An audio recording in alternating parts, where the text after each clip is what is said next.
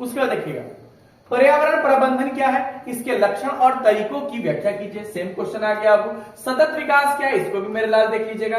पर्यावरण प्रबंधन में इसका क्या महत्व स्पष्ट कीजिए। वन संरक्षण संबंधित कानून और उनके जैव विविधता पर प्रभाव पर एक टिप्पणी लिखिए, इसको देखकर चलिएगा। मोटर वाहन अधिनियम 1988 और पर्यावरण संरक्षण अधिनियम 1986 पर विस्तार में टिप्पणी कीजिए, इसको भी। विभिन्न प्रकार के प्रदूषकों की परिभाषा दीजिए। वायु प्रदूषण के कारणों की व्याख्या कीजिए, बहुत इंपॉर्टेंट क्वेश्चन, इसको देख लीजिएगा। ग्रीन हाउस प्रभाव क्या है और इसके दुष्परिणामों का पर्यावरण प्रबंधन की आवश्यकता और महत्व का विस्तार में वर्णन कीजिए, इसको भी देख लीजिएगा। पर्यावरण प्रबंधन के प्रमुख पहलुओं की व्याख्या कीजिए, इसको भी देख लीजिएगा मेरे लाल। पर्यावरण प्रबंधन की मुख्य चुनौतियों का वर्णन कीजिए, इसको देख लीजिएगा। पर्यावरण प्रबंधन का एक बहुविषयक दृष्टिकोण क्या है, इसके बारे में भी स्पष्ट कीजिए। प्रदूषण के हानिकारक प्रभाव को लिखिए। जल की गुणवत्ता मापने वाले सूचांक और मानदंडों के बारे में लिखिए। उसके बाद चेरनोबिल दुर्घटना के बारे में संक्षेप में चर्चा कीजिए, बहुत इंपॉर्टेंट क्वेश्चन, इसको देख लीजिएगा। प्रदूषण की परिभाषा कीजिए और इसके मुख्य प्रकारों का चर्चा कीजिए, वर्णन कीजिए, इसको देखिए। प्रबंधन से क्या तात्पर्य है, इसकी विशेषताओं का उल्लेख कीजिए। तरल अपशिष्ट के प्रबंधन के विषयों में संक्षिप्त में चर्चा कीजिए।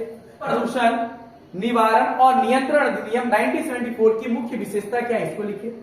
पर्यावरणीय प्रबंधन की भूमिका का विश्लेषण कीजिए, जो पर्यावरणीय प्रबंधन की भूमिका का विश्लेषण कीजिए जो पर्यावरणीय कानून और नियमों के अनुपालन को सुनिश्चित करने में सहायक होता है, इसको देख लीजिएगा मेरा बहुत इंपॉर्टेंट। वायु गुणवत्ता मानक से क्या तात्पर्य है, परिवेशीय वायु गुणवत्ता मानकों का उल्लेख कीजिए। रेडियोधर्मी प्रदूषण किसे कहते हैं, रेडियोधर्मी प्रदूषण के स्रोत को लिखिए। प्रदूषण कम करने की रणनीतियों पर चर्चा करें और उनकी प्रभावशाली विश्लेषण करें। जल प्रदूषण क्या है, इसके स्रोत, बहुत इंपॉर्टेंट क्वेश्चन है, इसको भी देख लीजिएगा। प्रभाव की चर्चा कीजिए। पर्यावरण प्रबंधन से क्या तात्पर्य है, पर्यावरण प्रबंधन के विभिन्न पहलुओं पर चर्चा कीजिए। जैव चिकित्सा अपशिष्ट प्रबंधन के चरणों को लिखें। जैव चिकित्सा अपशिष्ट प्रबंधन की कठिनाई क्या है, इसको देख लीजिएगा। वन अधिनियम 1980 के उद्देश्य और विशेषताओं को लिखिए। पर्यावरणीय प्रभाव आकलन क्या है और EIA प्रक्रिया में शामिल चरणों को समझाइए, इसको देखिए। जैव चिकित्सा अपशिष्ट किसे कहते हैं, इसके प्रकार लिखिए। जैव चिकित्सा अपशिष्ट के प्रबंधन का महत्व को लिखिए। वन अधिनियम 1980 के सकारात्मक और नकारात्मक प्रभाव को लिखिए।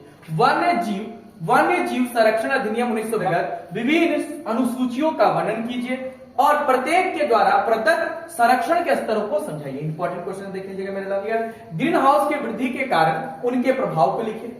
ध्वनि प्रदूषण के स्रोत के बारे में लिखिए। ध्वनि प्रदूषण के ध्वनि के स्तर को मापने वाले पैरामीटर के बारे में लिखिए। गंगा एक्शन प्लान के मुख्य कार्यक्रमों के बारे में लिखिए। यमुना कार्य परियोजना पर संक्षिप्त टिप्पणी लिखिए, इसको देख लीजिएगा। पर्यावरण प्रबंधन के सामाजिक पहलुओं पर संक्षेप में चर्चा कीजिए।